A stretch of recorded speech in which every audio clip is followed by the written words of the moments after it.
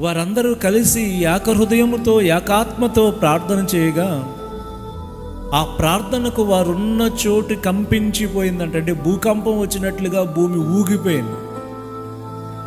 విశ్వాసులైన వారు ఏకీభవించి ప్రార్థన చేస్తే ఏం జరుగుతుందో ఇక్కడ మనం చూస్తున్నాం.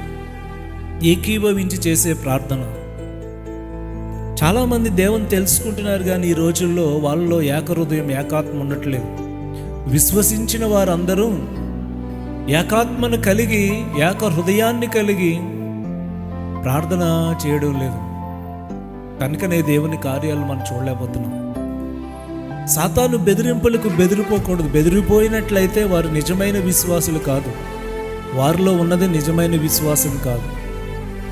అలాంటి కార్యం జరగకుండా ఉండాలంటే అందరూ ఏకీభవించి ప్రార్థన చేసినప్పుడు దేవుని నామానికి మహిమ వస్తుంది, దేవుని నామం గణపరచబడుతుంది. ఏకీభవించి సంఘము ఏకీభవించి ప్రార్థన చేయాలి. కష్టకాలంలో సంఘం ఏకీభవించి ప్రార్థన చేయాలి.